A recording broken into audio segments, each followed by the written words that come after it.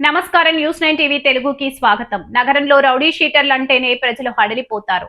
అటువంటిది రౌడీ షీటర్ల చేతిలో ఇప్పుడు మత్తు చిక్కితే పరిస్థితి ఏంటి?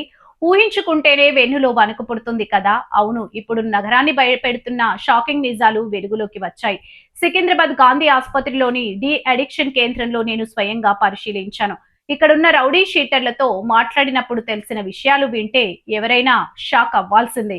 తాజాగా టాస్క్ ఫోర్స్ పోలీసులు నగర వ్యాప్తంగా చేపట్టిన ఆపరేషన్లో దిగ్భ్రాంతికరమైన గణాంకాలు బయటపడ్డాయి.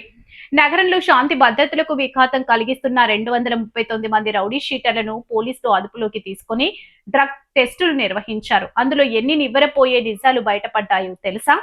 ఏకంగా 188 మందికి డ్రగ్స్ పాజిటివ్ అని తేలింది. అంటే దాదాపు 80% మంది రౌడీ షీటర్లు డ్రగ్ బానిసలుగా మారిపోయారు. ఇది ఎంతటి ప్రమాదకరమో అర్థం చేసుకోండి. ప్రస్తుతం వీరిలో 35 మంది గాంధీ డి అడిక్షన్ కేంద్రంలో చికిత్స పొందుతుండగా మిగిలిన వారిని ఇతర కేంద్రాలకు తరలించి కౌన్సిలింగ్ ఇప్పిస్తున్నారు. పోలీసులు కఠినంగా వ్యవహరించడం వల్లే ఇన్నాళ్లు ఈ చీకటి కోణాలు వెలుగులోకి వచ్చాయి. Eagle force director Shri Sandeep Shandilya ప్రవేశపెట్టిన ఆలోచనతో తెలంగాణ ప్రభుత్వం ఒక చారిత్రక నిర్ణయం తీసుకుంది. దేశంలోని ఎక్కడా లేని విధంగా మన రాష్ట్రంలో ఏకంగా 35 డి అడిక్షన్ కేంద్రాలను ఏర్పాటు చేయడం అభినందనీయం.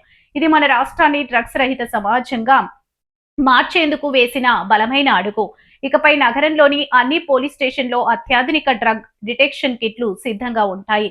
రాత్రి వేళల్లో అనుమానాస్పదంగా తిరిగే ప్రతి యువకుడిని, ప్రతి అనుమానితుడిని పోలీసులు వదిలిపెట్టరు. ఖచ్చితంగా డ్రగ్ టెస్టులు నిర్వహిస్తారు. ఒకవైపు బాధితులను డ్రగ్స్ బారి నుండి కాపాడుకుంటేనే మరోవైపు డ్రగ్స్ అమ్ముతున్న ముఠాలపై ఉక్కుపాదం మోపుతున్నారు. నేను స్పష్టంగా చెబుతున్నాను, డ్రగ్స్ సరఫరా చేసేవారు ఎవరైనా సరే, ఎంతటి వారైనా సరే ఉపేక్షించేదే లేదు. రౌడీ షీటర్ల పైన హిస్టరీ షీట్లు ఓపెన్ చేసి కఠిన చట్టాల ద్వారా జైలుకు పంపడం ఖాయం. డ్రగ్స్ తో ఆడుకుంటే మీ భవిష్యత్తు చిక్కులో పడ్డట్టే. మరిన్ని అప్డేట్స్ కోసం చూస్తూనే ఉండండి న్యూస్ 9 టీవీ తెలుగు. జై హింద్.